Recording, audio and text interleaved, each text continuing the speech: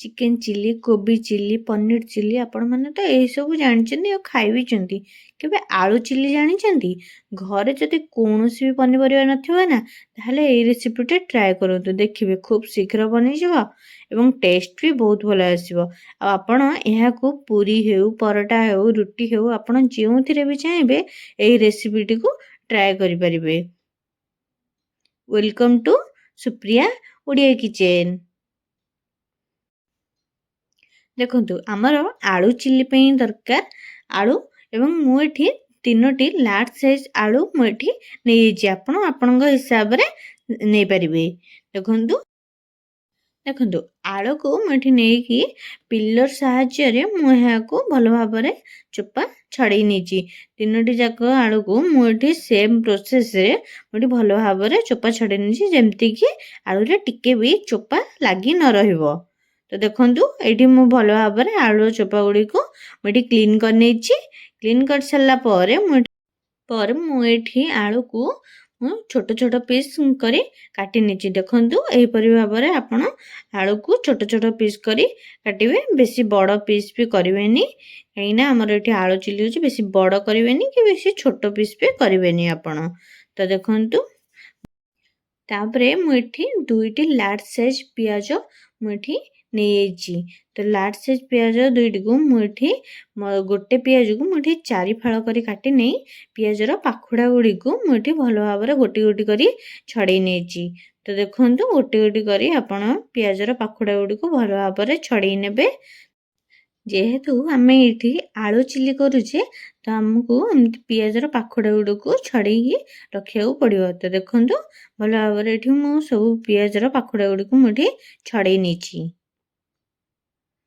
तो आमर आलू चिल्ली पई दरकार आलू, पियाज, टमाटो, अदा रसुण पेस्ट एवं कंचा लंका।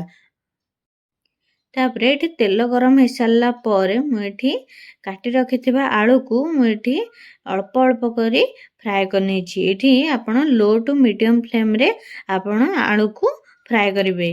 तो देखंतु एठी अल्प फ्राए हला पर्यंत आपण एठी फ्राए करे बेसी फ्राए करिवे नै। तो देखंतु एठी एति फ्राए हेबा पर्यंत आलू को आपण माने फ्राए करिवे। तो आलू टी फ्राए सारला परे मुठी कड़ाई रे 2 रु 3 स्पून मुठी मस्टर्ड ऑयल मुठी नै काटी रखिथिबा पियाज रो पाखुडा गुडी को मुठी फ्राए कर नेची। आपण बेसी समय एहा को फ्राए करिवे नै काहेना एहा पोडी जिवो। तो 1 रु 2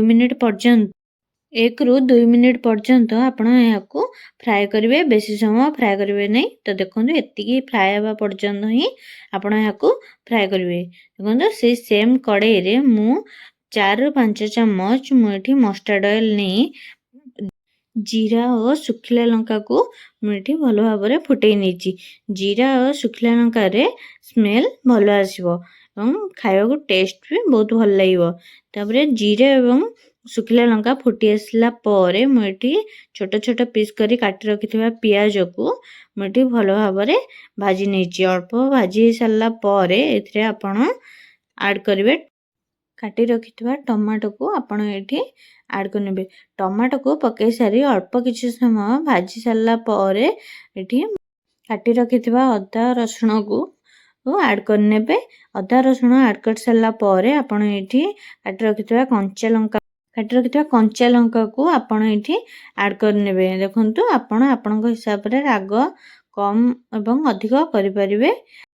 तापरे एठी मु नेइची स्वाद अनुसार लूण एठी मु हाफ चम्मच नेइची।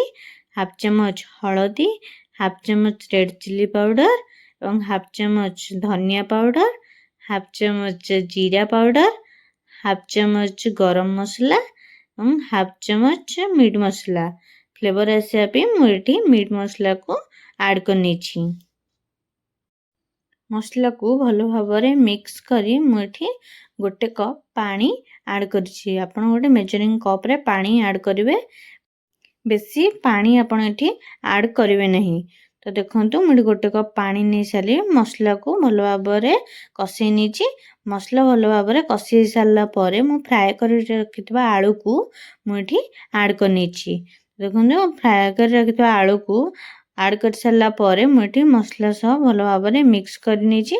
ଭଲ ଭାବରେ ମିକ୍ସ କରିସାରିଲା ପରେ ମୁଁ ଏଠି ଫ୍ରାଏ କରି ରଖିଥିବା ପିଆଜକୁ ମୁଁ ଏଠି ଆଡ଼୍ କରି ନେଇଛି ଏବଂ ଭଲ ଭାବରେ ଏହାକୁ ମିକ୍ସ କରି ନେଇଛି। ତ ଦେଖନ୍ତୁ ମୁଁ ଏଠି ଭଲ ଭାବରେ ମିକ୍ସ କରିସାରିଲିଣି। ଆଳୁ ଏବଂ ପିଆଜକୁ ଆପଣ ଏଠି 2ରୁ 3 ମିନିଟ୍ ପର୍ଯ୍ୟନ୍ତ ଗ୍ୟାସ୍ର ଫ୍ଲେମ୍କୁ ମିଡ଼ିୟମ୍ରେ କରି ଆପଣ ଏହାକୁ ଭଲ ଭାବରେ ମିକ୍ସ କରିନେବେ। ତ ଭଲ ଭାବରେ ମିକ୍ସ କରିସାରିଲା ପରେ ମୁଁ ଏଠି ଟମାଟୋ ସସ୍ ମୁଁ ଏଠି 1 ଚାମଚ ଆଡ଼୍ କରି ନେଇଛି। ଆପଣ ଚାହିଁଲେ ଏଠି ଅଧିକ ବି ଆଡ଼୍ କରିପାରିବେ। ତ ଟମାଟୋ ସସ୍କୁ ପକାଇ ସାରିଲା ପରେ ଆପଣ ଆଉ ଥରେ ଏହାକୁ 2ରୁ 3 ମିନିଟ୍ ପର୍ଯ୍ୟନ୍ତ ଏହାକୁ ଏପଟ ସେପଟ କରିନେବେ। ଗ୍ୟାସ୍ର ଫ୍ଲେମ୍କୁ ଆପଣ ମିଡ଼ିୟମ୍ ହିଁ ରଖିବେ। ତ ରେଡ଼ି ହେଇସାରିଛି ଆମର ଆଳୁ କଷା। ଭିଡ଼ିଓଟି ଭଲ ଲାଗିଲେ ଚ୍ୟାନେଲକୁ ଲାଇକ୍, ସେୟାର, ସବସ୍କ୍ରାଇବ୍ କରନ୍ତୁ ଏବଂ ପାଖରେ ଥିବା ବେଲ୍ ଆଇକନ୍କୁ କ୍ଲିକ୍ କରନ୍ତୁ।